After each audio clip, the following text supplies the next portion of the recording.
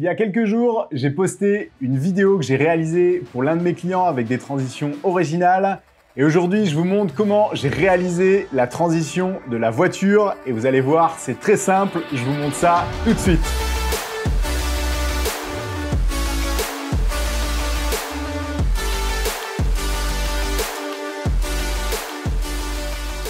Salut à tous et bienvenue dans Lumetri. Vous avez été nombreux à me demander, que ce soit sur les groupes Facebook où j'ai posté la vidéo, sur YouTube ou en message privé, comment j'avais réalisé la transition de la voiture qui passe dans la ville pour la vidéo de la pizzeria que j'ai postée la semaine dernière. Si vous ne l'avez pas vu, je vous mets le lien juste ici, vous pouvez aller la voir tout de suite. Avant de commencer, abonnez-vous et activez la cloche, ça c'est vraiment super important pour moi et ça me fera vraiment super plaisir. Aujourd'hui, je vais donc vous expliquer la partie tournage qui est tout aussi importante que la post-production parce que si vous foirez votre tournage en post-production, ça marchera clairement pas. Donc je vous explique brièvement comment j'ai réalisé cette vidéo. Pour la partie tournage, j'ai filmé dans 4 endroits différents de la ville que je trouvais plutôt cool et assez esthétique. Pour le matériel utilisé, j'ai filmé ça avec le GH5 et j'ai utilisé un trépied. Super important pour le trépied, essayez d'avoir la même hauteur de trépied pour que les plans ils soient tous égaux. Ça va être vraiment important pour la partie post-production. Pour les réglages, ça va être important, c'est que vous filmiez en 4K. Vous allez comprendre pourquoi dans la partie post-production que je vous explique juste après. Ensuite, j'ai filmé tout en 24 fps parce que je voulais conserver le 10 bits que me propose le GH5 pour avoir beaucoup plus d'amplitude sur la colorimétrie après. Mais là, comme vous en doutez probablement, c'est quand on filme en 24 fps ou 25 fps, c'est pareil, on a ce qu'on appelle beaucoup de flou de mouvement. Et ça va être problématique parce que moi, je voulais absolument que la voiture soit nette et qu'on puisse voir surtout le logo de mon client. Et donc, le truc, c'est juste d'augmenter votre shutter speed, par exemple à 1 centième ou plus en fonction du sujet que vous avez à filmer. Ça va vous permettre de conserver vos 24 images secondes et surtout que la voiture soit vraiment nette. D'ailleurs, autre point important, j'ai demandé à la personne qui conduisait la voiture de respecter la même vitesse. Je lui ai demandé, je crois, d'aller à 30 km/h sur chaque plan. Ça, c'était vraiment important parce que si vous avez des problèmes de déplacement, la voiture va aller plus ou moins vite sur les plans. Ça peut se rattraper en post-production, mais c'est quand même plus compliqué. Donc, c'est important, c'est une donnée en plus à intégrer dans votre tournage. Le dernier point pour réaliser ce tournage, en fin de compte, j'ai à chaque fois mesuré en comptant les pas qui me séparaient de mon appareil photo à la voiture. Ça me permettait d'avoir la même distance tout le temps et c'est vraiment aussi important que la hauteur de votre trépied, d'avoir la même distance de la voiture pour que vos plans soient plus ou moins cohérents. Yes, la partie tournage est terminée. Vous avez vu, c'est quand même assez simple finalement. Il y a quelques petites règles à respecter pour que votre tournage se passe au mieux et que vous ayez les meilleures images. Maintenant, on va pouvoir passer à la partie post-production. Alors, toutes les images que vous allez voir, c'est que du log. Là, on va pas du tout traiter de la colorimétrie sur ce tutoriel. J'ai d'ailleurs fait une vidéo à ce sujet il y a quelques jours. Je vous mets le lien juste ici. Alors, la première des choses, ça va être de sélectionner vos 4 clips. Donc là, moi j'ai sélectionné mes 4 clips, je les ai déjà tous pré-coupés. Donc là, c'est très simple en fin de compte, vous avez votre clip initial qui est de cette taille-là. Et là, je me suis dit, par exemple, pour le premier clip, je veux que la voiture, elle sorte de l'écran et à peu près par là, donc pas à la moitié, mais au quart de l'écran, elle disparaisse pour ensuite arriver sur l'autre qui va arriver à peu près à cet endroit-là, si je reviens en arrière, qui va arriver à peu près à cet endroit-là. Ensuite, la voiture va être au milieu. Là, on retrouve la voiture qui est au milieu pour le plan suivant. Et le plan d'après, la voiture qui sort complètement de l'écran. Donc, vous voyez là, si on regarde à peu près les 4 plans, on a déjà une espèce de suivi.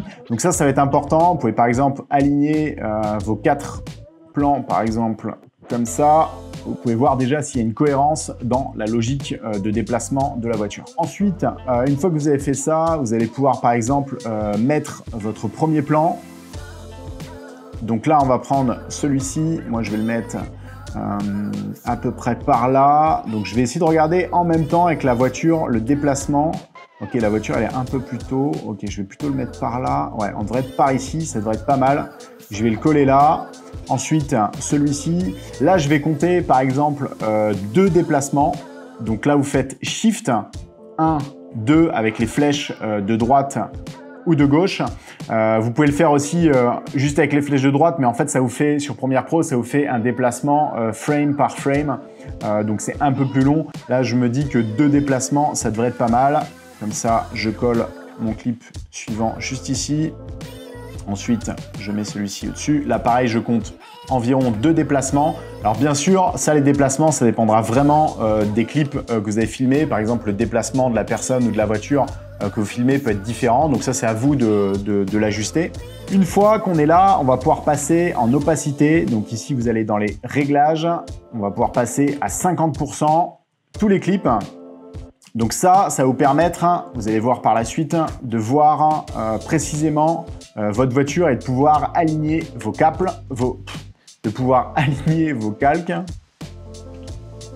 Donc là, on revient sur celui-ci. OK. Maintenant, je vais pouvoir jouer dans les zooms. Donc là, je vais aller dans échelle. Donc là, ce que je peux faire, c'est que je peux peut-être agrandir un petit peu. On va passer à 400%, histoire de bien voir la voiture, parce que c'est le sujet de la vidéo, c'est la voiture. Ouais, c'est peut-être un peu trop, 400%. 200%, c'est pas mal. Et là, je vais jouer tout simplement avec les déplacements. Donc vous voyez, là, si je dézoome, ma vidéo, elle va forcément sortir du cadre. Si je remets à 100%, vous avez vu, le cadre, il n'y est pas du tout. Donc là, je me remets à 50%. Je vais revenir sur ce clip-là et là, je vais zoomer parce que j'ai besoin de zoomer un peu. Donc là, c'est plutôt le clip d'en dessous que je vais réajuster. Donc celui-ci, je peux le réinitialiser. Bam, je le mets à 100%. OK, je vais sur mon clip du coup du dessous parce que c'est celui-là que je vais avoir besoin d'ajuster. Donc pareil, je peux me mettre à 200. OK.